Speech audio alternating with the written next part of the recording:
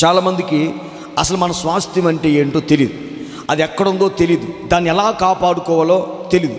చాలామంది మన స్వాస్థ్యం ఏంటో తెలియక, అంటే వారి జీవితాల్లో కలిగి ఉండిన స్వాస్థ్యం ఏంటో తెలియక, వారి జీవితాల్లో స్వాస్థ్యం ఎక్కడుందో ఎలా కాపాడుకోవాలో తెలియక దేవునికి దూరంగా బతుకుతున్నారు, దేవునికి విరుద్ధంగా బతుకుతున్నారు. దేవుని లైట్ తీసేసుకొని ఆయన్ని పెద్దగా పట్టించుకోవట్లేదు చాలామంది. కారణం ఏంటంటే వాళ్ళ స్వాస్థ్యాన్ని గురించిన జ్ఞానం లేదు. ఈరోజు మనం దాన్ని నేర్చుకుందాం. గట్టిగల్లో చెప్పండి హల్లెలూయా. ఇశ్రాయేలీయుల ప్రయాణము మన ఆత్మీయ ప్రయాణానికి సాదృశ్యము. వాళ్ళు స్వాస్థ్యము కొరకై వాళ్ళు నడిపించబడ్డారు. ఇశ్రాయేలు 40 సంవత్సరాలు దేని కొరకు నడిపించబడ్డారు? కనానులో వాళ్ళు స్వాస్థ్యాన్ని పొందుకోవడానికి ఇశ్రాయేలు ఏం చేశాడు? దేవుడు ఐగుప్తులో నుంచి నడిపించాడు. వాళ్ళ ప్రయాణం అంతా ఎందుకయ్యా అంటే వాగ్దాన భూమిలో ఆ భూమిని స్వాస్థ్యంగా దేవుడు ఇచ్చాడు కాబట్టి స్వాస్థ్యాన్ని పొందుకోవడానికి వాళ్ళు ప్రయాణించారు. మనం కూడా ఆత్మీయ ప్రయాణం ఉంది, చూసారా? యేసయ్యను నమ్ముకొని బాప్తిసం తీసుకుని ఆత్మను పొందుకొని సంఘానికి ఎందుకు రావాలంటే ఆ స్వాస్థ్యాన్ని పొందుకోవడానికి. ఇది మన ప్రయాణం. ఆమేన్ చెప్పండి, గట్టిగా ఆమేన్ చెప్పాలి. ఇశ్రాయేలు ప్రయాణం శారీరకంగా ఉంది, మన ప్రయాణమేమో ఆత్మ సంబంధం. కనాను అప్పుడు ఎవరిది? యెరూషలేము అనండి. యెరూషలేమును స్వాస్థ్యంగా పొందుకోవడానికి ఇశ్రాయేలు ఐగుప్తులో నుంచి నడిచారు. మనం నూతన యెరూషలేమును స్వాస్థ్యంగా పొందుకోవడానికి మనం ఈ లోకంలో ఆత్మీయ ప్రయాణాన్ని మనం చేయాలి. హల్లెలూయా. కాబట్టి మన స్వాస్థ్యం ఎక్కడుందో తెలుసుకోవాలి. దాన్ని పొందటానికి మన జీవితంలో జాగ్రత్త పడుదుముగాక. బైబిల్ చెప్తుంది, మీరు మీ స్వాస్థ్యాన్ని పొందితేనే మీకు విశ్రాంతి కలిగిద్ది. ఆమేన్, గట్టిగా చెప్పండి. అందుకే ప్రతి ఒక్కరు చచ్చిపోయినప్పుడు, మా ఆత్మీయులు చచ్చిపోతే ఏమని రాస్తున్నారు? విశ్రాంతిలోకి వెళ్ళాడు. అంతేనా? ఏం చేస్తున్నాడు? విశ్రాంతిలోకి వెళ్ళాడు. అర్థం ఏంటి తెలుసా? వాడు స్వాస్థ్యాన్ని పొందుకుంటేనే వాడికి విశ్రాంతి. ఏంటి ఇక్కడ అదే రాసింది, మీకెందుకు దేవుడు ఇంకా విశ్రాంతిలోకి? హెబ్రీ పత్రిక రాస్తాడు, వారు విశ్రాంతిలోకి ప్రవేశించలేకపోయారు అన్నాడు. అక్కడ విశ్రాంతిలోకి ప్రవేశించలేదంటే దేంట్లో ప్రవేశించలేదు వాళ్ళు? మీరు చూద్దాం ఒకసారి హెబ్రీ పత్రిక. ఆ మాటకు నాకు అర్థం చెప్పండి. హెబ్రీ పత్రిక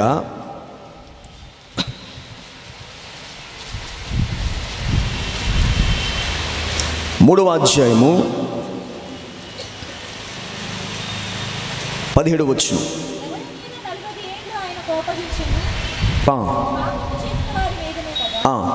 వారి శవములు అరణ్యములో రాలిపోయిను, తన విశ్రాంతిలో ప్రవేశింపరని ఎవరిని గురించి ప్రమాణము చేసెను? గుర్చే కదా. వారు అవిశ్వాసము చేతనే వారు ప్రవేశింపలేకపోయిరి. ఎక్కడికి ప్రవేశించలేకపోయారు? అసలు వాస్తవంగా వాళ్ళు ప్రవేశించాల్సింది ఎక్కడికి చెప్పాలి? వాళ్ళు ఎక్కడికి ప్రవేశించాలి? ఐగుప్తులో నుంచి బయలుదేరారు. ఎక్కడికి ప్రవేశించాలి? వాళ్ళు కనాకి వెళ్ళాలి. ఎక్కడికి? కనాకి. మధ్యలో వాళ్ళు ఎలా రాలిపోయారంట? ఆకుల్లాగా రాలిపోయారంట. వాళ్ళు స్వాస్థ్యాన్ని పొందుకోవాలి. అక్కడ ఏంటది? అక్కడ ప్రవేశించాలి. దేవుడు ఆ స్వాస్థ్యంలోకి ప్రవేశిస్తున్న అనుభవాన్ని ఏమని రాస్తున్నాడు తెలుసా? విశ్రాంతిలోకి ప్రవేశించలేకపోయారు అంటున్నాడు. గట్టిగా చెప్పండి. ఏంటంట? మీకు అర్థమైన వాళ్ళు గట్టిగా స్తోత్రం చెప్పండి. అర్థమైన వాళ్ళు అంటే ఇప్పుడు ఐగుప్తులో నుంచి బయలుదేరిన ఇశ్రాయేలు దేని కొరకు బయలుదేరారు? కనానికి ఎందుకు బయలుదేరారు? అక్కడ మీకు ఎక్కడ అడుగుపెట్టే స్వాస్థ్యాన్ని మీకు ఇవ్వనో, అబ్రాహాముకి నేను వాగ్దానం చేసిన భూమిని మీకు స్వాస్థ్యంగా ఇస్తానని చెప్పాడు. దానిలోకి వీళ్ళు ప్రవేశించారు. కానీ మధ్యలో వీళ్ళు ఏం చేశారట? ఆ స్వాస్థ్యాల్లోకి ప్రవేశించకుండా మధ్యలో దేవుడి కోపానికి ఉగ్రతలోకి వెళ్ళిపోయి వాళ్ళు అరణ్యంలో చచ్చిపోయారు. అందువల్ల వాళ్ళు స్వాస్థ్యంలోకి ఏం చేయబడలేదు? ప్రవేశించలేదు. ఆ స్వాస్థ్యంలోనికి వెళ్ళలేదు అనే మాటను దేవుడు ఏమని చెప్తున్నాడు? విశ్రాంతిలోకి వెళ్ళలేదు అన్నాడు. మీకు అర్థమైందా? వారు నా విశ్రాంతిలోకి రాలేదు అంటున్నాడు. ఈ ఆత్మ చెప్పు సంగతులు చెవి కలిగిన వాడు గ్రహించును గాక. అంటే మనల్ని దేవుడు పిలిచింది స్వాస్థ్యాన్ని పొందుకోవడానికి. అందుకే ఒకడు విశ్రాంతిలోకి వెళ్ళాడు అంటే అర్థం ఏంటంటే, చచ్చిపోయిన వాడికి ఎందుకు ఆ మాట చెప్తారంటే, వాడు ఈ లోకాన్ని విడిచిపెట్టి తన స్వాస్థ్యం పొందుకోవడానికి వెళ్తున్నాడు. హల్లెలూయా. గట్టిగల్లో చెప్పండి. మీకు మనకు ఒక విషయం గుర్తుపెట్టుకోవాలి. మనము స్వాస్థ్యం పొందుకుంటేనే మనకు విశ్రాంతి కలుగుతుంది. మనం స్వాస్థ్యం పొందుకుంటేనే విశ్రాంతి. ఈ లోకంలో ఎంత సంపాదించావు? దేవుడు పైకి వెళ్ళిన తర్వాత ఎరా ఉద్యోగం సంపాదించావా? ఉద్యోగం సంపాదించలేదా? నువ్వు రాబాక పరలోకానికి అనడం. హల్లెలూయా. పెళ్లి చేసుకున్నావా? పిల్లల్ని ఎంతమంది కన్నావు? 10 మందిని కన్నానండి. 2 ఇల్లు కట్టినండి. ₹1 కోటి బ్యాంక్ బ్యాలెన్స్ అన్నా. అబ్బో, ₹1 కోటి సంపాదించేవాడు దండం పెట్టి చాలా దేవతలతో చేత చప్పట్లు కొట్టించడు ఆయన. ఎలాగాని ఏం చెప్తాడంటే, పరలోకంలో ఏం దాచిపెట్టుకున్నావరా అంటాడు. ఏంటి? పరలోకంలో అంటే నేను ఇప్పుడే కదండి వస్తుందంటే బైబిల్ చదవలేదా? భూలోకంలో ఉన్నప్పుడే దేవుడు ఏం చేయమన్నాడు? పరలోకంలో సమకూర్చుకో. ఎప్పుడు మనం స్వాస్థ్యం పొందుకుంటామో అప్పుడు మనకు విశ్రాంతి భూలోకంలో పరలోకంలో కలుగుతుంది. పేతురు అంటున్నాడు, మొదటి పేతురు రాసిన పత్రిక 1వ అధ్యాయం 4-5 వచనాలు. మొదటి పేతురు రాసిన పత్రిక 1:4-5 వచనాలు. చివరిది కొంచెం ముందుకెళ్ళి కొంచెం ముందు. అక్షయమైనదియు, అందరూ చూడండి, ఉందా ఆ మాట? అక్షయమైనదియు నిర్మలమైనదియు వాడబారనది అయిన స్వాస్థ్యము కలుగునట్లు. కొంచెం ముందుకెళ్తే ఆ స్వాస్థ్యము పరలోకమందు భద్రపరచబడి ఉన్నది. గట్టిగా స్తోత్రం చెప్పండి. మనకు ఒక స్వాస్థ్యం ఉంది, అది ఎక్కడుందట? పరలోకంలో భద్రపరచు ఉంది. ఆ స్వాస్థ్యం ఎలాంటిదంట? అక్షయమైనది, అక్షయమైనది, నిర్మలమైనది. ఇక్కడ ఏది సంపాదించుకున్నా క్షయమైపోతుంది, వాడబారిపోద్ది. నిర్మలమైనది, అక్షయమైనది, బారని ఒక అనుభవము కలిగిన స్వాస్థ్యము పరలోకంలో భద్రపరచున్నది. గట్టిగా చెప్పండి. ఇప్పుడు పక్కన వాళ్ళు చెప్పండి, నీ స్వాస్థ్యం పరలోకంలో ఉందని చెప్పండి. చెప్పాలి, అందరూ చెప్పండి, పక్కన వాళ్ళు చెప్పండి, నీ స్వాస్థ్యము అడక్కేమి ఇంకా. హల్లెలూయా చెప్పండి, గట్టిగా స్తోత్రం చెప్పండి. హల్లెలూయా. ఇప్పుడు మన స్వాస్థ్యము 3 రకాలుగా ఉందంట, 3 అనుభవాలతో ఉందంట. మన స్వాస్థ్యం ఎలాంటిదట? అక్షయమైనది. మన స్వాస్థ్యం ఎలాంటిదంట? నిర్మలమైనది. మన స్వాస్థ్యం ఎలాంటిదంట? వాడబారినది. అది ఎక్కడుందంట? పరలోకంలో. ఇప్పుడు నేను మరలా చెప్తాను, ఇజ్రాయేలు ప్రయాణము మన ఆత్మీయ ప్రయాణానికి సాదృశ్యం. హల్లెలూయా. వాళ్ళు భూలోకంలో తన తండ్రి స్వాస్థ్యాన్ని పొందుకోవడానికి వాళ్ళు ప్రయత్నాలు చేసినట్లుగా మనము కూడా మన స్వాస్థ్యం, మన తండ్రి స్వాస్థ్యం పరలోకంలో, వాళ్ళ కానాలో స్వాస్థ్యం అడుగుతున్నారు. ఎక్కడ? యెరూషలేము అనండి. యెరూషలేములో స్వాస్థ్యము. ఇప్పుడు మనం వెళ్ళాల్సిన యెరూషలేము ఏంటది? నూతన యెరూషలేము. అక్కడ స్వాస్థ్యాన్ని పొందుకోవాలి. ఆమేన్ చెప్పండి. వాళ్ళు ఎలా జాగ్రత్త కలిగి ఉన్నారో మనం కూడా అలాగ జాగ్రత్తగా కలిగి ఉండి మన స్వాస్థ్యాన్ని పొందుకుందుముగాక. గట్టిగా ఆమేన్ చెప్పండి. దాని భావం ఏంటంటే అక్కడ రాశారు కదా, అక్షయమైనది, నిర్మలమైనది, వాడబారింది ఆ స్వాస్థ్యము మీకు పరలోకమందు, మీది పరలోకమందు భద్రపరచు. అందుకే బైబిల్ ఏమని చెప్పాడు దేవుడు? ఈ లోకంలో ధనాన్ని సమకూర్చుకోవద్దు. ఎందుకని అన్నాడు? ఈ లోకంలో చెమ్మట కొడుతుంది, దొంగలు దోచుకుంటారు, నేను మరలా వస్తా అన్నాడు. మరి ఇప్పుడు ఎందుకు వెళ్తున్నానంటే ఏం చెప్పాడు? నేను మీ కొరకు స్థలము సిద్ధపరచట, మీ కొరకు స్థలము అనండి. మనకు పరలోకంలో ఏముంది? మరి ఇల్లు సంగతి ఏంటి? ఓ ప్రశ్న. గవర్నమెంట్ వాళ్ళు ఫ్లాట్లు ఇస్తా అంటున్నారా? అంటే ఇల్లు ఇస్తా అంటున్నారా? ప్లేస్ ఇస్తా అంటున్నారా? చెప్పాలి. అదేంటి 2 రకాలు చెప్తున్నారు? అంటే ఒకరికి ఇల్లు వచ్చింది, ఇంకొకరికి కదా. స్తోత్రం చెప్పండి. పాపం అది కనికరం మీద ఆధారపడి ఉంటుంది. యేసయ్య వెళ్ళేటప్పుడు ఏం చెప్పాడు అన్నాడు. మరి అక్కడేమో గృహాలు ఉన్నాయని చెప్తున్నారు కదా. హలో చెప్పండి. నాకై యేసు కట్టేను సుందరము బంగారిల్లు, మనకై మన యేసు కట్టేను సుందరము బంగారిల్లు, కన్నీరును కలతలు లేవు, యుగ యుగముల పరమానందం. హల్లెలూయా. ఎవరు కట్టారు? వెళ్ళేటప్పుడు ఏం చెప్పాడు? ఇప్పుడు నేనేమంటున్నా అంటే ఆయన స్థలం ఇస్తాడా, ఇల్లు ఇస్తాడా? క్లారిటీ కావాలి. గవర్నమెంట్ వాళ్ళకి గట్టిగా అడుగుదాం. హల్లెలూయా. స్థలం ఇస్తారా? అవి మాకెందుకు, ముందు పేరు రాస్తే చాలంటారా? పరలోకంలో పేరుందంటారా? దేవుడు అంటున్నాడు, మీకు విశ్రాంతి లేదంటే మీకు ఏం లేదు అక్కడ? స్వాస్థ్యము. ఇజ్రాయిల్కి ఇచ్చిన స్వాస్థ్యం ఏంటి? ఇల్లు కట్టించాడా? స్థలం ఇచ్చాడా? చెప్పాలి. స్థలం ఇచ్చాడా? ఇల్లు కట్టించాడా? స్థలమే ఇచ్చాడు. మరి ఇల్లు వాళ్ళు కట్టుకున్నారు. గట్టిగల్లో చెప్పండి. దేవుడు పరలోకంలో మనకి స్థలం ఇచ్చాడు. ఎవరెవరికి ఇచ్చాడంటే రక్షణ పొందిన వాడు అందరూ హల్లు చెప్పండి. మీ పక్కన వాళ్ళు చెప్పండి, స్థలం పరలోకంలో ఉంది. చెప్పండి. ఓ వచ్చేసి మాకు ఒక్క అడుగు స్థలం కూడా లేదు బ్రదర్, కొనుక్కోవడానికి ప్రార్థన. పరలోకంలో ఉంటే సరిపోదా? హల్లెలూయా. చచ్చిపోయేది అక్కడికే కదా, ఇక్కడ ఉండవుగా శాశ్వతంగా. ఇక్కడ ఎందుకు నీకు స్థలం? దేవుడు నీకు ఇచ్చాడు. ఈ భూలోకంలో ఉన్నప్పుడే పరలోకంలో నువ్వు ఇల్లు కట్టాలి. నువ్వు మెటీరియల్ ఆయనకి ఇవ్వగలిగితే ఇక్కడ నుంచి ఏంటి, అప్పుడు నీ కొరకు ఆయన ఇల్లు కడతాడు. ఆయన నీ కోసం వెళ్ళింది స్థలం కొరకు అనండి, స్థలం కొరకు. ఇక్కడ స్వాస్థ్యంగా ఇజ్రాయెల్ ప్రయాణమే మీకు మళ్ళీ చెప్తున్నా. స్వాస్థ్యము ఇచ్చాడు స్థలం, కానీ కట్టింది ఎవరో? వాళ్ళే కట్టుకున్నారు. ఆమె చెప్పండి. ఇప్పుడు పరలోకం మన స్వాస్థ్యం ఎక్కడుంది? ఇప్పుడు కట్టుకోవాలి. ఇక్కడ ఉంటే మనం కట్టుకోవచ్చు. అక్కడ కట్టాల్సింది ఎవరు? ఒక రోజు పరలోకానికి సిమెంట్లు రాళ్ళు వేసుకెళ్ళం అలాంటివి ఉండవు. ఎందుకంటే పరలోక వస్తువులు భూ సంబంధమైన వస్తువుల చేత తయారు చేయబడినవి కావు. అంటే పరలోకంలో ఉండేవి భూ సంబంధమైనవి కావు. మరి ఎలా దాన్ని మనం టార్గెట్ చేస్తున్నామంటే కేవలం మనకున్న ఈ లోకంలో బంగారము, ఈ లోకంలో వజ్రాలు మనకు అయ్యే తెలుసు కాబట్టి దాని గురించి పరలోకం ఆలోచిస్తున్నాం. కానీ భూలోక వస్తువుల చేత పరలోక వస్తువులు చేయబడలేదు. అది వేరు అసలు. ఇప్పుడు పరలోకానికి మనం వెళ్ళాలా? అక్కడ స్థలం అంటే మనకు ఒక స్థలం ఉంది, అది మనకు అక్కడ ఇవ్వబడింది.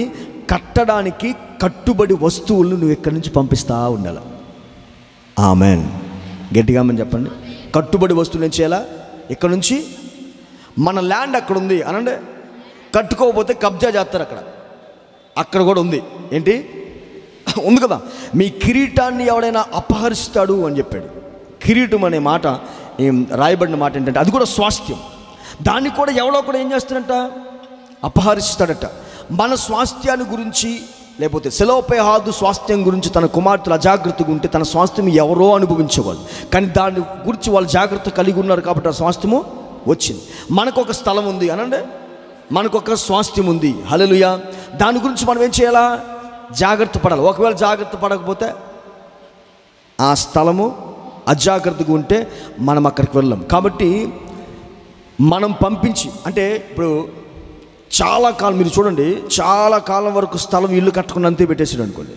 వింటున్నారా? ఇల్లు కట్టుకుని అంతే పెట్టేసాడు అనుకోండి. ఏం చేస్తున్నారు ఇప్పుడు? కబ్జా చేసేస్తారు. అది వాడు అనుభవించాడు. నువ్వు పరలోకంలో దేవుడు నీకు స్థలం ఇచ్చాడు. ఏం చెప్పారు పక్కన వాళ్ళకి? పరలోకంలో దేవుడు నీకు స్థలం ఇచ్చాడు. స్థలం ఇచ్చిన ఈ పరలోకంలో స్థలం ఇచ్చిన తర్వాత ఆ పరలోకంలో నువ్వు కట్టుకోవడానికి వస్తువులు పంపిస్తే కట్టబడుతుంది, లేకపోతే ఆ స్వాస్థ్యాన్ని నువ్వు పోగొట్టుకుంటావు. హల్లెలూయా. స్వాస్థ్యాన్ని పోగొట్టుకున్న అనుభవం బైబిల్లో ఉంది. ఆమెన్. స్వాస్థ్యాన్ని ఏం చేశారట? పోగొట్టుకున్నారు. మీకు ఒక విషయం చెప్తాను. అదే ఎవరి స్వాస్థ్యము? తండ్రి స్వాస్థ్యం అనండి. మరలా చెప్తున్నా, విశ్రాంతి ఎప్పుడు వస్తుంది మనకి? విశ్రాంతిలోకి ప్రవేశించడం అంటే ఏంటి? మన స్వాస్థ్యంలోకి ప్రవేశించడం. దేవుడు మనల్ని ఇక్కడ ఇప్పుడు దాకా పెడతాడు తెలుసా? ఎప్పుడు దాకా పెడతాడు? స్థలం ఆల్రెడీ ఇచ్చేసాడు. నువ్వు ఇల్లు కట్టుకోవడం పూర్తి అయిపోతే నేను ఇక్కడ జంప్ 30 సంవత్సరాలు ఇల్లు కట్టుకున్నావు అనుకో, 30 సంవత్సరాలు తీసుకెళ్ళిపోతాడు. అందుకే నిదానం కట్టుకున్నావా? హలో చెప్పండి. మనం ఆత్మీయులు చావుల గురించి మీరు అసలు మాట్లాడకూడదు. స్తోత్రం చెప్పండి. మరి దేవుడు నమ్ముకున్నాడు చచ్చిపోయాడంటే దేవుడు నమ్ముకున్నాడు కాబట్టి చక్కగా ప్రశాంతంగా ఉంటున్నాడు. అక్కడ నీ బాధ అక్కడ పడతాడు ఈ లోకంలో ఉండి. హల్లెలూయా. స్తోత్రం చెప్పండి. సో ఇప్పుడు వెళ్ళిపోయాడు. అందుకే దేవుడు ఏం చెప్పాడు? నీతిమంతులు త్వరగా వెళ్ళిపోతున్నారు. తనకు అసలు వాళ్ళ ఆత్మ ఘోషిస్తుందంట. గువ్వలు గోళ్ళకి ఎగురినట్లుగా శుద్ధులు తమ గృహం కొరకై వెళ్ళిపోవాలి త్వరగా అని మూలుగుతున్నారంట వాళ్ళ దేహంలో. అందుకని దేవుడు ఏం చేస్తున్నాడు? నువ్వు త్వరగా స్వాస్థ్యాన్ని ఇక్కడ నుంచి పంపిస్తే త్వరగా ఇల్లు కట్టేస్తాడు. ఆ ఇంట్లో ఆయన కట్టుబడి చేస్తున్నాడు. హలో చెప్పండి. ఆయన మేస్త్రి. ఎవరైనా మేస్త్రి. నువ్వేం చేయాలి? అక్కడ నుంచి దేవుని కొరకు కార్చే కన్నీరు, పరిచర్య, సేవ ఇవన్నీ చూసారా? ఇవన్నీ కూడా ఆ స్వాస్థ్యం దగ్గరికి వస్తువులుగా వెళ్తుంటే ఆయన కడతాడటన్నిటిని. హల్లెలూయా. ఇదిగో నువ్వు కన్నీళ్ళు కార్చిన కట్టడిది అంటాడు. ఆమె హల్లో చెప్పండి. ఇది కట్టడ, నేను పునాది. ఎవరో? ఆ ఇంటికి ఎవరు పునాది? నేనే పునాది. ఆత్మ సంబంధమైన మందిరంగా మనం ఈ లోకంలో కట్టబడుతున్నాం, పరలోకంలో కట్టబడుతున్నాం. ఆమె చెప్పండి. సో దానికి ఏం కావాలనేది మెటీరియల్. ఏ మెటీరియల్? ఆత్మ సంబంధం మెటీరియల్ తీసుకుంటే నువ్వు త్వరగా ఇంటిని కట్టుకుందువు గాక. గట్టిగా ఆమె చెప్పండి. బైబిల్లో అహాబు రాజు ఉన్నాడు. ఎవరు? నాబోతు అనండి. నాబోతు అహాబు హిస్టరీ తెలిసిన వాళ్ళు గట్టిగా స్తోత్రం చెప్పండి. మీరు చెప్తే వింటామన్నారా? బైబిల్ చదివితే తెలుస్తుంది. బైబిల్లో రాజుల గ్రంథం, మొదటి రాజుల గ్రంథం 21వ అధ్యాయంలో అహాబు రాజు ఉన్నాడు. దాంట్లో నాబోతు ఒకడున్నాడు. అండర్లైన్ చేసుకోండి.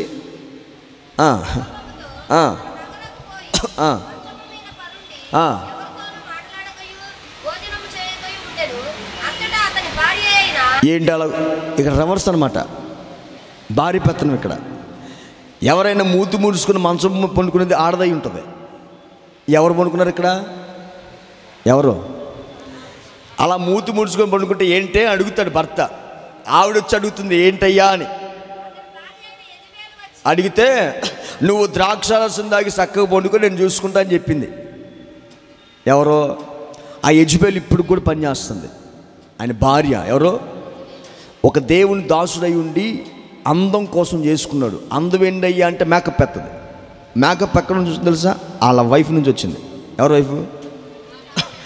ఆహా వైఫ్. మీకు ఒక విషయం తెలుసా? చచ్చే ముందు కూడా మేకప్ వేసుకుని చచ్చింది. చూసారా యెజబెల్ ఎలా చచ్చిపోయింది? మేడగదిలో నుంచి మేకప్ వేసుకుంటూ ఉంది. స్తోత్రం కలుగును గాక. కుక్కలన్నీ కూడా ఆవిడ రక్తాన్ని కూడా మేకప్ శరీరం మొత్తం తినేసి ఆడికి కూడా టేస్ట్ అనిపించింది. హల్లెలూయా. యెజబెల్ ఆత్మలు ఇప్పుడు పనిచేస్తున్నాయి. ఈ ఆత్మలు యెజబెల్ ఆత్మలు మేకప్ వేసి అందంగా ఆ ఆకర్షణకి వెళ్ళిపోయి తను పెళ్లి చేసుకోవటం వల్ల ఇక భార్య పెత్తనం అక్కడంతా. ఎవరో? భార్య పెత్తనం. అలా ఉంటే నేను చూస్తానని పిలిపించి కొందాం కదయ్యా అంటే కొనటానికి ఒప్పుకోవట్లా. డబ్బులు ఎక్కువ ఇద్దామంటే ఆడ అసలు ఒప్పుకోవట్లేదు. ఎందుకనంటే మా తండ్రి యొక్క స్వాస్థ్యం అది. అల్లు చెప్పండి. దాన్ని నేను పోగొట్టుకోవడానికి ఇష్టపడను. నువ్వు డబ్బులు ఎక్కువ ఇచ్చినా నేను తీసుకుని చెప్పాడు. సో ఇప్పుడు అది ఆ స్వాస్థ్యాన్ని ఇవ్వట్లేదని చెప్పేసి రాజుకి వ్యతిరేకంగా దోషం చేశాడని నింద మోపి నాబోతు మీద అతన్ని చంపించారు. అల్లో చెప్పండి. బైబిల్ చెప్తుంది తండ్రి స్వాస్థ్యాన్ని పోగొట్టుకోవడానికట అతను మరణించాడట. తన తండ్రి స్వాస్థ్యాన్ని కాపాడుకోవడానికి అతను మరణించాడు. ఎవరైనా? నేను మరలా చెప్తున్నా, నాబోతు చేసిన పాపం ఏంటి? నాబోతు చేసిన తప్పేంటి? ఏదైనా తప్పుందా? ఏం లేదు. నా తండ్రిదయ్యా, అది మా తండ్రులు ఇచ్చిన పితరుల స్వాస్థ్యం. కాబట్టి పితరుల స్వాస్థ్యాన్ని నేను నీకు ఇవ్వను. అంత ఉంది కదా అంటే ఈడేమో అలా కూర్చుంటే ఆవిడేమో వినకపోతున్నారండి, తప్పుడు కేసు అనండి. అదే పెట్టి రాజును దూషించాడని చెప్పేసి సాక్షులు ఇద్దరు పనికిమాలను పెట్టారంట. ఇద్దరు పనికిమాలను పెట్టేసి ఆ స్వాస్థ్యం కొరకు దూషించాడని చెప్పేసి రాళ్ళతో కొట్టి చంపించేసింది. హల్లెలూయా. రాళ్ళతో కొట్టబడుతున్నప్పుడు, చంపబడుతున్నప్పుడు ఆయన తీసుకుని అనలా, నా తండ్రి స్వాస్థ్యాన్ని నా ప్రాణం పోయినా విడిచిపెట్టనన్నాడు. గట్టిగాల్లో చెప్పండి. అంటే తన తండ్రి స్వాస్థ్యాన్ని కాపాడుకోవడం కొరకు ప్రాణాన్ని పెట్టాడు. ఏంటి? చచ్చిపోయేటప్పుడు కూడా ఇస్తానని చెప్పలా. మరి మన పరిస్థితి ఏంటి? మన స్వాస్థ్యాన్ని కాపాడుకోవడానికి మనం ప్రాణం పెట్టాలి. ఆమేన్ చెప్పండి. మన స్వాస్థ్యం ఎక్కడుంది? పరలోకమందు భద్రము చేయబడింది. కాబట్టి మన ప్రాణం పెట్టుటకు మనం సిద్ధపడుదుముగాక. పరలోకంలో మన స్వాస్థ్యము మన కొరకు భద్రపరచి ఉంది. దీనికోసం త్యాగం చేయాలి, బలర్పించే అనుభవంలోకి మనం వెళ్దుముగాక. అబ్రాహాము దేవుడు ఎందుకు పిలిచాడు? అబ్రాహామును దేవుడు పిలిచాడు. ఎందుకు పిలిచాడు చెప్పండి? నీకు స్వాస్థ్యాన్ని ఇస్తానన్నాడు. హల్లో చెప్పండి. అబ్రాహామును ఏం పిలిచాడు? ఎందుకు పిలిచాడు? అంతే కదా. అబ్రాహాము పిలిచింది ఎందుకు? స్వాస్థ్యం ఇస్తారమ్మన్నాడు. హెబ్రీ పత్రిక 11:8 దేవుడు తండ్రిగా చేసుకొని తన స్వాస్థ్యము ఇస్తానని చెప్పినప్పుడు ఆ స్వాస్థ్యం కొరకు అబ్రాహాము చేసిన పని ఏంటంట? చదవండి. విశ్వాసాన్ని బట్టి ఆ పిలుపునకు లోబడి తాను స్వాస్థ్యంగా పొందనయున్న ప్రదేశమునకు బయలువెళ్ళెను. ఎక్కడికి వెళ్ళాలో ఎరుగక బయలువెళ్ళెను. గట్టిగా హల్లు చెప్పండి. అబ్రహాము తన స్వాస్థ్యం పొందటానికి బయలుదేరాడు. గట్టిగా స్తోత్రం చెప్పండి. నా వైపు అందరూ చూడండి. మన స్వాస్థ్యం ఎక్కడుంది? చేతులు ఎత్తి అందరూ ఒకసారి గట్టిగా హల్లు చెప్పండి. 2 చేతులు ఎత్తాలి. దేవుడు అబ్రహాముని పిలిచాడు దాని కొరకు, స్వాస్థ్యం కొరకు. ఇప్పుడు అబ్రహాము బయలుదేరింది, ఎక్కడికి వెళ్ళాలో తెలియకుండా బయలుదేరాడు. బయలుదేరింది దేని కొరకు? స్వాస్థ్యం కొరకు బయలుదేరాడు. స్వాస్థ్యం కొరకు అంటే తన తండ్రిని విడిచిపెట్టి బయలుదేరాడు అనండి. తన ఇంటి వారిని విడిచిపెట్టి బయలుదేరాడు, తన దేశాన్ని విడిచిపెట్టి బయలుదేరాడు, తన బంధువుల్ని బంధాలను విడిచిపెట్టి బయలుదేరాడు. దేని కొరకు బయలుదేరాడు అంటే దేవుడిచ్చే స్వాస్థ్యం నీకు పరలోకంలో ఉంది, దాని కొరకు ఈ లోకంలో నువ్వు సమస్తాన్ని విడిచిపెట్టుకునే వ్యక్తిగా ఉండాలి. ఆమేన్. అబ్రహాం ఆశీర్వాదం ఏంటి? స్వాస్థ్యం పొందుకోవడానికి బయలుదేరాడు. బయలుదేరేటప్పుడు ఏం చేశాడు? నీ తండ్రి ఇంటిని, నీ తండ్రి దేశాన్ని, ఈ లోక సంబంధమైన వాటిని ఏం చేయమన్నాడు? విడిచిపెట్టుకోమని. అలా విడిచిపెట్టుకుంటే అబ్రహాంకు స్వాస్థ్యం వచ్చింది. హల్లెలూయా. మన స్వాస్థ్యం ఎక్కడుంది? పరలోకం. మనం అబ్రహాము కుమారులం. ఆమేన్. మనల్ని కూడా దేవుడు ఏం చేయమంటున్నాడు? ఈ లోక సంబంధమైన వాటిని విడిచిపెట్టుదుముగాక. గట్టిగాల్లో చెప్పండి. మనము ఆ తండ్రి దేశాన్ని, తన వారిని అన్నిటినీ విడిచిపెట్టాడంట. అందరినీ విడిచిపెట్టినప్పుడు దేవుడు తనకు స్వాస్థ్యాన్ని ఇవ్వడానికి పిలిచినప్పుడు పిలుపుకు లోపడ్డాడు. నీకు స్వాస్థ్యాన్ని దేవుడు ఇస్తున్నాడు. ఆమేన్. నువ్వు విడిచిపెట్టే అనుభవంలోకి వెళ్దుముగాక. గట్టిగాల్లో చెప్పండి. ఏశావు ఎవరో? మొదటోడు, రెండోడా? మొదటోడు. మొదటోడికి ఉన్న హక్కు ఏంటి?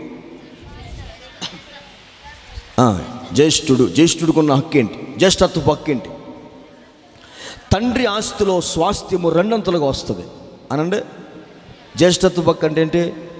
తండ్రి ఆస్తిలో స్వాస్థ్యము, తండ్రి స్వాస్థ్యములో 2 పాళ్ళు ఏశావుకు వస్తుంది. గట్టిగాల్లో చెప్పు. ఇస్తా. స్తోత్రం చెప్పండి. నీతిమంతులు కొట్టుట నాకు ఉపకారం. అర్థమైంది. గట్టికి స్తోత్రం చెప్పండి.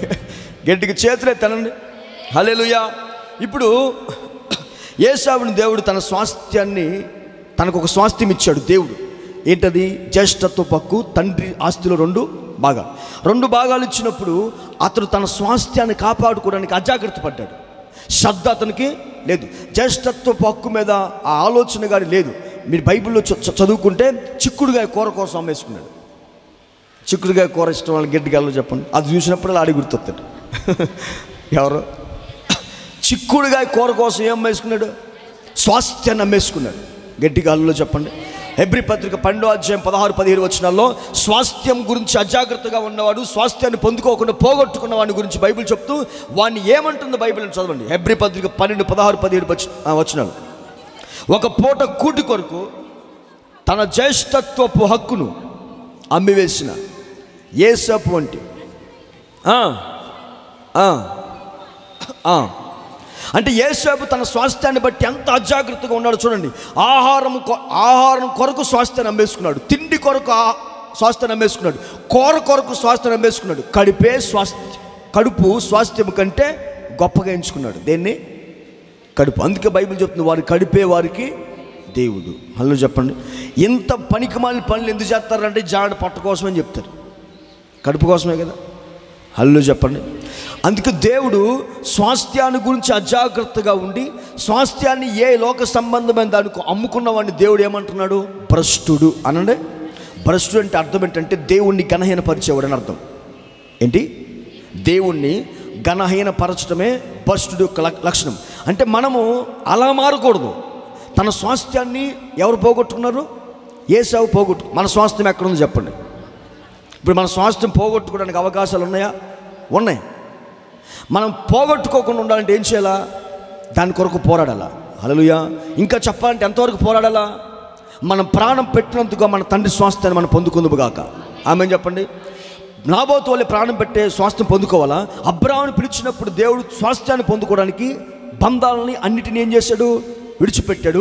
ఏసావు తన స్వాస్థ్యాన్ని గురించి అజాగ్రత్త పడ్డాడు. అజాగ్రత్త పట్టడం తన స్వాస్థ్యాన్ని పోగొట్టుకున్నాడు. స్వాస్థ్యం గురించి అజాగ్రత్త పడిన వ్యక్తిని గురించి దేవుడు అంటున్నాడు, ఆ వ్యక్తి భ్రష్టుడు అంటున్నాడు. భ్రష్టుడు అంటే దేవుణ్ణి ఘనహీన పరిచేవాడు. గట్టిగాల్లో చెప్పండి. మన స్వాస్థ్యం గురించి మనకు చింత కలిగి ఉందుముగాక. మనం ఎప్పుడు బ్యాంకులో బ్యాలెన్స్ వేసాం అనుకోండి, ఆ బ్యాంకు బ్యాలెన్స్ తిరుగుతూ ఉంటాం. నాకు అలాంటి బాధలు లేకుండా పోయి. హల్లెలూయా. బ్యాంకులో వేసుకుంటాం కదా, అక్కడ దాచిపెడితే ఇక్కడ దాచిపెడతాం కదా. మనం అప్పుడప్పుడు అంటుంటాం, నీ ధనం ఎక్కడుండునో చెప్పాలి, నీ హృదయం అక్కడుండును. ధనం ఎక్కడుండునో, ధనం ఎక్కడుంది మనది. అందుకే దేవుడు ఇక్కడ లేదు, అక్కడ వేసుకున్నాడు అనుకో, మన హృదయం ఎక్కడ ఉంటుంది. అందుకే పైన వాటి గురించి ఆలోచిస్తాం. ఆమె చెప్పండి. పైకి వెళ్ళిన తర్వాత ఎంత ఉంటుంది మనకి? నువ్వు ఎప్పుడో 30 సంవత్సరాలు చదువుతూనే ఉంటావు, నిద్రాహారాలు మానేసి. ఆ ఉద్యోగం వచ్చేలోపు బీపీలు షుగర్లు అన్నీ వచ్చి పోయే కాలం దగ్గర పడుతుంది. హల్లెలూయా. మనకు మాత్రం పైన యుగ యుగాలు ఉంది కదా. ఈ 60 సంవత్సరాలు సాక్రిఫై చేస్తే, 20 సంవత్సరాలు పెట్టుబడి పెడితే పరలోకంలో ఏముంది? కోట్ల సంవత్సరాలు. ఏంటి? ఇక అక్కడ బతుకుతాం కదా దేవుడికి. ఈ నిరీక్షణ మనల్ని సిగ్గుపరచకూడదు. ఆమేన్. మన బ్రతికేది లోకం కొరకు బతకకుండా ఉందుము గాక. లోకంలో ఏది ఉన్నా లేకపోయినా లోకంలో ప్రభు కొరకు జీవించి నీ స్థలంలో నువ్వు ఇల్లు కట్టుకోవడానికి ఇక్కడ నుంచి నువ్వు వస్తువులు పంపించదువు గాక. స్వాస్థ్యాన్ని మనకి పరలోకం ఉంది, దాని కొరకు నువ్వు ఇక్కడ నుంచి ఏం పంపిస్తున్నావు రోజు అనేది ఈ రోజు నుంచి నువ్వు చూసుకుందువు గాక. ఆమేన్ చెప్పండి. హల్లెలూయా చెప్పండి. హల్లెలూయా. కాబట్టి బైబిల్ ఏమని చెప్తుందంటే, మనం ప్రాణాన్ని పోగొట్టుకోవడానికి కూడా సిద్ధపడాలా.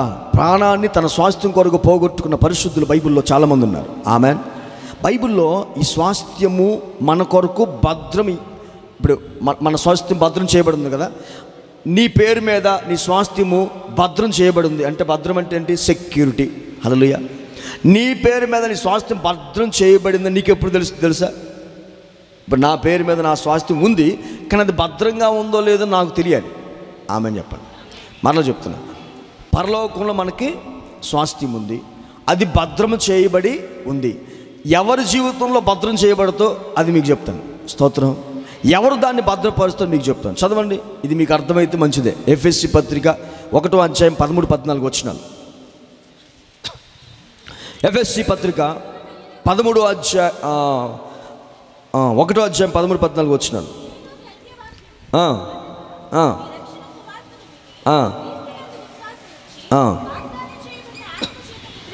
వాగ్దానము చేయబడిన ఆత్మచేత ముద్రింపబడి చివరికి వెళ్ళిపోతే ఈ ఆత్మ మన స్వాస్థ్యానికి సంచికరువుగా ఉన్నాడు. గట్టిగా హల్లెలూయా చెప్పండి. హల్లెలూయా. ఎవరి స్వాస్థ్యానికి? మన స్వాస్థ్యానికి. సంచికరువు అంటే ఏంటి? సెక్యూరిటీ అనండి, షీల్డ్. హల్లెలూయా. ఇప్పుడు మన స్వాస్థ్యాన్ని భద్రపరిచేది ఎవరట చెప్పాలి. వాగ్దానం చేయబడిన ఆత్మచేత ముద్రింపబడ్డారు. ఈ ఆత్మ మన స్వాస్థ్యం అంటే దేవుడు మనకు పరిశుద్ధాత్మ అనుగ్రహించినప్పుడు ఆయన మనకు సంచకరువును లేదా స్వాస్థ్యమైన వాగ్దానం దేవుడిస్తున్నాడు. ఆమేన్ చెప్పండి. మనం పరిశుద్ధాత్మ అభిషేకము మనకి ఇవ్వబడిన పరిశుద్ధాత్మ అభిషేకము పరలోకమందు భద్రం చేయబడిన స్వాస్థ్యానికి సంచికరువుగా ఉంటాడు. ఆమేన్ చెప్పండి. ఒక మాట చెప్పాలంటే, నీకు స్వాస్థ్యం ఉంది, ఈ స్వాస్థ్యం నీకు భద్రం చేయబడాలంటే జాగ్రత్తగా అందరూ వినాలి. ఈ స్వాస్థ్యం భద్రం చేయబడాలంటే భద్రపరిచేవాడు పరిశుద్ధాత్ముడు అనండి. ఎవరో ఆ స్వాస్థ్యానికి సంచకరువుగా అంటే షీల్డ్గా ఉన్నాడు, భద్రం చేస్తున్నాడు. అంటే ఒక వ్యక్తి పరిశుద్ధాత్మ పొందుకున్నప్పుడు ఆ వ్యక్తి యొక్క స్వాస్థ్యము పరిశుద్ధాత్ముడు భద్రం చేస్తాడు. అందుకే మా బాధ ఏమని? ఆత్మను పొందుకోండిరా అని చెప్పి. ఎందుకని? ఆ ఆత్మే మన స్వాస్థ్యానికి సంచకరువుగా ఉన్నాడు. ఎవరో? నేను చెప్పింది కరెక్టే కాదా?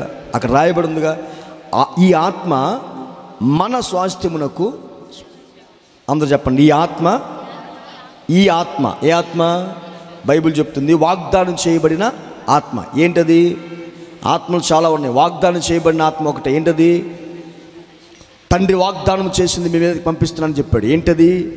భాషల వరముతో పరిశుద్ధాత్మ పొందిన వాగ్దానం. అది బైబిల్లో ఉంది. ఆమెన్. సో వాగ్దానం చేయబడిన ఆత్మ అంటే ఏ క్రీస్తాత్మ దేవుని ఆత్మ అంటారని క్లియర్గా రాశాడు అక్కడ. ఏమని? వాగ్దానం చేయబడిన ఆత్మ చేత మీరేం చేయబడ్డారు? ముద్రించబడ్డారు. ఈ ఆత్మ ఏం చేస్తట? మన స్వాస్థ్యం ఎక్కడుంది? పరలోకంలో స్వాస్థ్యానికి కాపాడేది ఎవరు? నువ్వు పోగొట్టుకోకుండా ఉండాలంటే పరిశుద్ధాత్మ పొందుకున్నప్పుడు నీ స్వాస్థ్యం కాపాడబడుతుంది. గట్టిగా ఆమేన్ చెప్పండి. హల్లెలూయా. అంటే మీరు పరిశుద్ధాత్మను పొందితేనే పరలోకమందు భద్రం చేయబడిన స్వాస్థ్యానికి సంచకరువుగా ఆత్ముడు ఉంటాడు. ఆమేన్ చెప్పండి. ఆమేన్. అందుకే పరిశుద్ధాత్మ మనలో క్రియ చేయటానికి మనం చోటించుదుము గాక. ఇప్పుడు గట్టిగా చెప్పండి. ఇప్పుడు పరలోకంలో కట్టబడేది దేవుని చేత అన్నాం కదా. దేవుని ఆత్మ మనల్ని కడుతుంది. ఆమేన్. ఆత్మ చేత మనం ఏం చేయబడతాం? కట్టబడతాం. స్తోత్రం చెప్పండి. అందుకని పరిశుద్ధాత్మను ఒక వ్యక్తి పొంది పరిశుద్ధాత్మ మనలో క్రియ చేయటానికి మనం చోటిచ్చినప్పుడు మన స్వాస్థ్యాన్ని సంపాదించుకోవడానికి ఆయన సంచికరువుగా ఉంటున్నాడు. కాబట్టి ఆత్మను నిర్లక్ష్యం చేసినప్పుడు మన స్వాస్థ్యాన్ని పోగొట్టుకుంటాం. అందుకే ఆత్మక్రమం చొప్పున నడవాలి. అందుకే ఇది మెల్కీసెదెకు యాజకత్వమైంది. ఆమేన్ చెప్పండి. గట్టిగా ఆమేన్ చెప్పండి. మనలో ఉన్న ఆత్మ ఏం చేస్తుంది? ఆత్మక్రియ ఏంటి అంటే నేను చెప్తాను, జాగ్రత్తగా వింటారా? నాలుగు మాటలు చెప్తాను జాగ్రత్తగా. ఎవడిస్తాడు వాక్యాలు ఇవి? హల్లో చెప్పండి, జాగ్రత్తగా వినండి. ఇంతవరకు అర్థం వాళ్ళు గట్టిగా హల్లో చెప్పండి. మన స్వాస్థ్యం ఎక్కడుంది? అక్కడ స్థలం ఇచ్చాడు, ఇల్లు ఇచ్చాడా? రైట్. అది ఎలా భద్రం చేయబడుతుంది? భద్రం చేయబడ్డారని నీ స్వాస్థ్యం మీకు ఎలా తెలుస్తుంది? నువ్వు ఆత్మను పొందుకోవాలి. ఆత్మ నీలో క్రియ చేయించినప్పుడే, అంటే నువ్వు సాటిస్ఫై చేయాలి ఆత్మని. ఆమె ఆ ఆత్మను నువ్వు సంతోషపెట్టాలి. దుఃఖపరచొద్దని బైబిల్ చెప్పింది, ఆత్మను ఆర్పొద్దని. నువ్వు ఆత్మను సంతోషపెడితే, ఆత్మ క్రమం చొప్పు నడుచుకుంటే ఇక్కడ మెటీరియల్ అంతా ఆ ఆత్మని పైకి తీసుకెళ్ళి కడతాడు. స్తోత్రం చెప్పండి. ఆత్మ ఏం చేస్తుందంటే, ఆత్మ నీలో క్రియ చేస్తే, ఆత్మ నీలో క్రియ చేయ, అందుకే ఆత్మ పరిశుద్ధాత్మను ఆరాధనలో క్రియ చేయనివ్వండి నీలో. ఆమెన్. అవకాశాన్ని ఇవ్వండి, అప్పగించుకోండి. ఆయన ఏం చేస్తాడు? 5:22 గల్తీ. ఈ ఆత్మ నీలో ఉండి ఏం చేస్తుందంటే, ఆమెన్, అందరూ వైపు చూడండి. ఆత్ముడు ఏం చేస్తాడంటే ఆత్మ ఫలాన్ని కలుగు చేస్తాడు. ఏం చేస్తాడు? ఆత్మ ఫలాన్ని. ఇప్పుడు ఆత్మని క్రియ చేస్తే ఆత్మ ఫలం నీలో ఉండాలి. నీలో ఆత్మ ఫలం ఉంటే పరలోకమందు స్వాస్థ్యము నీకు భద్రం చేయబడి ఉంటుంది. ఆమెన్ చెప్పండి. ఆత్మ ఫలము ఉందంటే అర్థం ఏంటంటే శరీర ఫలం కూడా ఉన్న అర్థం. అందరూ చెప్పండి. నేను ఇప్పుడు ఆత్మ ఫలము 9 అనుభవాలు, అందరూ చెప్పండి. అక్కడ రాశాడు 9 అనుభవాలు. ఆత్మ ఫలం ఉంది కనుక శరీర ఫలము కూడా ఉంది. ఏంటది? శరీర ఫలం. శరీర ఫలం మనలో పనిచేయకుండా ఆత్మ ఫలం మనలో పనిచేయగలిగితే స్వాస్థ్యాన్ని కాపాడటానికి ఆ పరిశుద్ధాత్మను పరలోకమందు భద్రం చేయబడ్డాడు. గట్టిగా చెప్పండి హల్లెలూయా. ఇప్పుడు ఏంటి ఆత్మఫలం? మనం ఆత్మను పొందుకొని మనలో ఆత్మకు చోటిస్తే ఆయన ఫలాన్ని కలుగు చేస్తాడు. ఏంటి ఆత్మఫలం? 5:22 చదవండి. 1 ఆత్మఫలం ఏమనగా ప్రేమ, గట్టిగా అందరూ చదవండి, సంతోషము, సమాధానం, దీర్ఘశాంతం, దయాలుత్వం, మంచితనం, విశ్వాసం, సాత్వికం. అంటే ఒక పండు ఉందనుకోండి, నారింజ పండు ఉంది కదా, దాంట్లో అది ఫలమే, ఫలాలు కాదు, అది ఫలం ఒకటే. కానీ దాంట్లో బద్దలు ఉంటాయి కదా, దాంట్లో 9 బద్దలు ఉన్నాయి అనుకోండి. ఆ 9 బద్దలు కలిపి ఏమంటున్నాడు? ఒక ఫలం అన్నాడు. ఆ బద్దలు ఏంటయ్యా అంటే ఇవే. ఏంటది? ప్రేమ అనే ఒక బద్ద. ఈ ఫలము ఎవరు కలుగు చేస్తాడు? ఆత్మ. నువ్వు ఆత్మను పొందుకున్నప్పుడు ఆయన క్రియ చేస్తే నీలో క్రియేట్ అయ్యేది ఏంటంటే ఆత్మ ఫలం. ఈ ఫలంలో అనుభవాలు ఉంటాయి. ఈ ఆత్మ ఫలం లేకపోతే శరీర ఫలం ఉంది. ఏంటది? ఇప్పుడు శరీర ఫలము ఆపోజిట్ వర్డ్స్. ఎగ్జాంపుల్, శరీర ఫలం కూడా ఉంది కాబట్టి ఆత్మను పొంది ఆత్మ ఫలంతో మనం నింపబడినప్పుడు, ఆత్మ ఫలము మనలో ఉన్నప్పుడు శరీర ఫలం మనలో ఉండదు. ఎవరిలో ఆత్మ ఫలం ఉండదో వాళ్ళు ఏముంటుంది? ఒకే గుర్తుపెట్టుకోండి, లోకస్తులు ప్రతి మనిషిలో 2 ఫలాలు ఉంటాయి. ఒకటి శరీరం అనే విత్తనం ద్వారా వచ్చే ఫలం, కానీ రెండోది ఆత్మ ద్వారా ఉంటుంది. నువ్వు ఆత్మను పొందుకుంటే నీలో ఆత్మ ఫలాన్ని ప్రభు కలుగు చేస్తాడు. ఆత్మ ఫలం ఉంది కాబట్టి ఏముందని చెప్పాను? శరీరం ఫలం కూడా ఉంది. ఆత్మ ఫలం మొట్టమొదటి ఏంటది? ప్రేమ. మరి శరీర ఫలం ఏంటది? ఆపోజిట్ వర్డ్స్ చెప్పండి. ఏంటది ప్రేమకి? ద్వేషం అనండి, పగ. ఒకరిలో పగ, ద్వేషం ఉంటే వాళ్ళు ఏమి లేదని అర్థం? ఆత్మఫలమైన ప్రేమ లేదు. అంటే ప్రేమించడం ఆత్మఫలం, పగబెట్టుకొని ద్వేషించడం శరీర ఫలం. నెక్స్ట్ సంతోషము, దానికి ఆపోజిట్ వర్డ్ ఏంటి? వర్డ్ దుఃఖము. సంతోషానికి వ్యతిరేక పదం ఏంటిది? గుర్తుపెట్టుకోండి, శరీరము ఆత్మకు, ఆత్మ శరీరానికి వ్యతిరేకంగా అపేక్షిస్తే, అంటే ఇది సంతోషం కోరుకుంటుంది, ఏం కోరుకుంటుంది? వ్యతిరేకంగా అన్నాడు కదా. దాన్ని బట్టి నువ్వు అర్థం చేసుకోవాలి. ఆత్మఫలం ఉంది కాబట్టి ఇంకోటి ఏముంది? శరీర ఫలం కూడా ఉంది. ఆత్మఫలం ప్రేమ అయితే శరీర ఫలం ఏముంది? ఇప్పుడు నీలో ఆత్మ ఉందో లేదో ఇప్పుడు నేను చెప్తాను. నీలో పగ ఉందనుకో, ద్వేషం ఉందనుకో, ఏమి లేదు నీలో శరీర ఫలం ఉంది కానీ ఆత్మఫలం లేదు. అందుకే నేను అంటే ఆత్మను పొందుకున్నావు కానీ ఆయన క్రియ చేయనివ్వట్లే ఆయన జీవితంలో. తర్వాత సంతోషము, ఆత్మఫలం అనేది సంతోషం. ఆమెను చెప్పండి. పరిశుద్ధాత్మ ఆనందం పొందుకున్నప్పుడు దానికి వ్యతిరేకం దుఃఖం. ఎవరైనా ఏ విషయాన్ని బట్టి దుఃఖంలో మునిగిపోతున్నారంటే వాళ్ళు శరీర ఫలంలో ఉన్నారా, ఆత్మ ఫలంలో ఉన్నారట. అందుకే శ్రమల యందు కూడా దేవుడు ఏం చేయమన్నాడు? సంతోషించమన్నాడు. ఎందుకని? శ్రమలో సంతోషిస్తాడా? అలా చెప్పండి. ఎవరైనా పటా కొడుతుంటే ఆహా ఓహో బాగుంది అంటాడా? ఏమంటాడు? కానీ బైబిల్లో చెప్పింది కొట్టేశారు ఎవరిని? అపోస్తుల్ని. వాళ్ళు మహదానందంతో వెళ్ళారంటే జైల్లో నుంచి. మీరు చదివారా? అపోస్తులు కొడితే ఎలా వెళ్ళారు? కుయ్యమ్మర్రా అనుకుంటే వెళ్ళదు. ఎలా వెళ్ళారు? పౌలు శీలను కొట్టి రక్తం కారుతుంటే జైల్లో పెట్టేస్తే వాళ్ళు పాటలు పాడారంట సంతోషంగా. స్తోత్రం. అంటే నువ్వు ఎప్పుడు ఏం చేయబడాలా? కొంతమంది చూడండి, ఉన్నప్పుడు కూడా ఉసిరిమంటుంటారు, ఉన్నప్పుడు కూడా. ఎందుకని? ఇది పోయిన తర్వాత ఏంటి?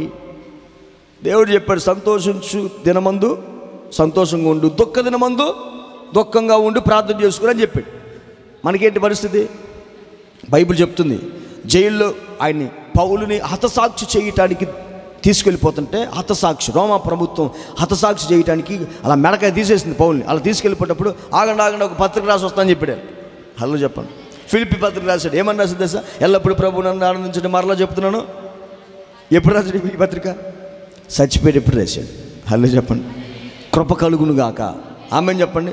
సో ఇప్పుడు ప్రేమకు వ్యతిరేకము శరీర ఫలము, ద్వేషం పగ, సంతోషానికి వ్యతిరేకము దుఃఖము. ఎల్లప్పుడు మనం ఎలా ఉండాలా? పక్కన వాళ్ళు చెప్పండి. ఉద్యోగం లేదు, మా నాన్నకి అట్టుంది ఇట్టుంది అట్టుంది, అది కాదు. ఎలా ఉండాలా చెప్పాలి పక్కన వాళ్ళకి. సంతోషంగా ఉండి ఎల్లప్పుడని చెప్పు. ఆమె ఎందుకని? అది ఆత్మఫలము, నీలో శరీర ఫలం ఉండకుండా ఉండు గాక. మూడోదేంటది? పేరేమో సమాధానం. ఎప్పుడు సమాధానం ఉండదు. పేరేంటి? పేరు శాంతి. ఉన్నారు ఎవరన్నా? మిమ్మల్ని కాదు. హల్లెలూయా. ఎప్పుడు అమనశ్శాంతి ఉంటుంది. సమాధానము కలిగి ఉండాలి. అందరితో సమాధానం ఉండాలి. నీలో సమాధానం ఉండాలి. సమాధానం అనేది ఏ ఫలం? దానికి వ్యతిరేక ఫలం చెప్పండి, చెప్పాలి.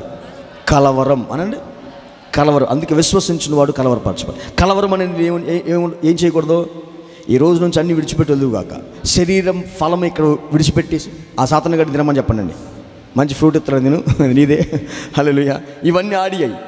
మనం ఆత్మఫలము, ఆత్మ కనుక ఆత్మను ఆరాధిస్తున్నాం. ఆత్మఫలం ఏంటది? ప్రేమ, సంతోషము, సమాధానము. అంటే మనం కలవరాలతో ఉండకూడదు. ఎప్పుడు ఎలా ఉండాలా? ప్రశాంతంగా పొనుకోండి, ప్రశాంతంగా. తినేటప్పుడు చదువు గురించి ఆలోచించద్దు, చదివేటప్పుడు ఆలోచించాలి. హల్లెలూయా. ఇది వంట పట్టదు. ఫస్ట్ పొనుకునేటప్పుడు పొనుకోండి. ఆమేన్. చింతించుట వల్ల నువ్వు మోరడు ఎక్కువ చేసుకోలేవు అని దేవుడు చెప్పాడు. నువ్వు చేసేది ఏమీ లేదు. చింతించడం వల్ల ఏదైనా జరిగిద్దంటే నేను కూడా వస్తాను యేసయ్య. నేను మీ గురించి చింతిస్తాను కాబట్టి మీరేం చేయొద్దు. అంటే మీకు ఉపయోగం లేదు కాబట్టి మీరు దాని గురించి బాధపడద్దు. ఇది మన వల్ల కాదు, ఎందుకంటే శరీరంలో ఉన్నాం కాబట్టి. మరి శరీరంలో ఏం కావాలి? ఆత్మను పొందుకుంటే ఆత్మఫలం వస్తే అప్పుడు మనం కలవరపరచబడం. ఆమెను చెప్పండి. తర్వాత దీర్ఘ, దానికి వ్యతిరేక పదం దీర్ఘ సహనం. అంటే అసహనం అనండి. ఊరూరికే వచ్చేస్తుంటే అందరికీ కొంచెం కూడా సహించలేరు. స్తోత్రం చెప్పండి. మోరల్ వాల్యూస్ తీసుకొచ్చి అది ఇది అని చెప్పేసి సహనం అనేది కోల్పోతుంది. దీర్ఘ శాంతాన్ని చూపించే ఫలము ఏంటది? ఆత్మఫలం. నువ్వు దాన్ని ఆయన అలా క్రియ చేయనట్లుగా కృప అనుగ్రహించబడును గాక. ఐదోది దయాళుత్వం అనండి. దానికి వ్యతిరేక పదం కరుకుతనం అనండి. దురుసుతనం. ఏంటది? మాట. నేను మరలా మీకు చెప్పాను, ఫోన్ ఇచ్చేటప్పుడు ఎలా ఉండాలని చెప్పాను. మాట్లాడేటప్పుడు కూడా స్తోత్రం చెప్పండి. నేను ఇలా ఫోన్ ఇచ్చిన ఎవరికన్నా ఇలా ఫోన్ ఇచ్చాను అనుకోండి, మర్యాద ఇలా ఇసిరేసాను అనుకోండి, నేను ఇచ్చే వాళ్ళకి ఇసిరేసా. ఇప్పుడు కరుకుతనం ఏది? మృదుత్వం ఏది చెప్పండి. పైనుంచి వచ్చే జ్ఞానం మృదుత్వం గురించి మీకు ఒకసారి చెప్పాను. కరుకుతనం మనలో ఉండకూడదు. మాట్లాడేటప్పుడు ఎలా ఉండాలా? యేసయ్య దయగలిగిన మాటలు, దయగలిగిన చూపులు కలిగిన వాడు, దయగలిగిన కార్యాలు కదా. ఎలా పడతారో నడవకూడదు. హల్లెలూయా చెప్పండి. మనలో ఏం చేయకూడదంటే కరుకుతనం మనలో ఉండకూడదు. ఏముండకూడదు? దయాళుత్వం మనలో ఉండాలి. కరుకుతనం ఎవరిలో ఉందంటే అది శరీర ఫలం. ఐదోది 6 మంచితనం. దానికి వ్యతిరేక పదం చెడుతనం. మనలో మంచితనం ఉండాలి, కానీ ఏముండకూడదు? శరీర ఫలం చెడుతనము, ఆత్మఫలము మంచితనం. 7వది విశ్వాసం కలిగి ఉండాలి. ప్రతి దానికి విశ్వాసం గట్టిగా చెప్పండి. ఒకవేళ విశ్వాసం కలిగి లేవనుకో ఏమవుతుంది? కరోనా వైరస్ వస్తుంది. ఏమవుతుంది? విశ్వాసం మూలము కానిదేదో అది పాపము. నాకేమో అర్థం కావట్లేదు. కరోనా వైరస్ నీకెందుకు వస్తుంది? బాప్తిజం తీసుకుపోతే వస్తుంది, పరిశుద్ధంగా లేకపోతే వస్తుంది. అంతే కదా. ఇజ్రాయేల్ కాపాడువాడు కునుకుడు. నువ్వు ఇజ్రాయేలు అయితే బాగుంటుంది. ఆమెను చెప్పండి. ఇతడు నిజముగా ఇజ్రాయేలుడు అని ఇంటికి రక్షణ వస్తే కాపాడుతారు. ఐగుప్తులో ఉన్న రోగం నీకు వచ్చిందని చెప్పాడు దేవుడు. చెప్పాలి నేను గట్టిగా చెప్పండి. ఐగుప్తులో ఉన్న రోగం నీకు రాదని చెప్పాడు దేవుడు. ఐగుప్తులో రోగం ఉంది, మరణదూత ఐగుప్తు ఇంట్లోకి వెళ్ళింది కానీ వీళ్ళ ఇంట్లోకి వచ్చిందా? ఎందుకని? యేసే రక్తం ఉంది అక్కడ. గొర్రెపిల్ల రోజు ఇంటి మీద, నీ మీద, కాళ్ళ మీదకి ఇది కొడుతున్నారు కదా. ఫ్లైట్ దిగాడు కొడుతున్నారు, ఎక్కడ చైనాలో ఏదో కొడుతున్నారు కదా. అది కొట్టుకోబాక, యేసే రక్తాన్ని కొట్టుకో. స్తోత్రం కలుగును గాక. నీ ఇంటి చుట్టూరు, సంఘం చుట్టూరు, నీ చుట్టూరు ఏం చేయాలా? అయ్యా మా దేశం చుట్టూరు రక్తపు కంచి ఉండును గాక. ఆమేన్ చెప్పండి. చిన్న వైరస్కి చచ్చిపోతుంది. ఈ ప్రపంచంలో ఇలాంటి తెగులు ఇప్పుడు రాలేదట. హల్లెలూయా. నువ్వు విశ్వాసం కలిగి ఉందువు గాక. ఆ వైరస్ని దేవుడు గద్దించును గాక. ఆల్రెడీ ఏలూరు దాకా వచ్చిందంట. చెప్తా ఇప్పుడు కొంచెం ముందుకు వెళ్ళిందిరా చెప్తా. హల్లెలూయా. విశ్వాసం ఆత్మఫలం, శరీర ఫలం ఏంటది? అవిశ్వాసం. 8వది సాత్వికం అనండి. సాత్వికము అంటే తగ్గింపుతనం. గర్వము కానీ, తిరుగుబాటుతనం కానీ, హెచ్చింపు కానీ, ఎదురు చెప్పడం కానీ ఇలాంటివి ఉన్నాయనుకోండి, అది ఏ క్రియ? అది శరీర ఫలము, సాత్వికము. 9వది ఆశ. ఎన్నిసార్లు చెప్పాను దీని గురించి నేను. హల్లెలూయా. ఆశా నిగ్రహముకి వ్యతిరేక పదం చెప్పండి. నిగ్రహం, ఇంద్రియ నిగ్రహం లేకపోవటం. ఇంద్రియాల్లో తినకుండా ఉండలేడు, చూడకుండా ఉండలేడు, వినకుండా ఉండలేడు, తాగకుండా ఉండలేదు, హద్దులు లేకుండా మనం మాటలో చెప్పాలంటే లిమిట్ క్రాస్ అయ్యారంటారు కదా. ఏంటది?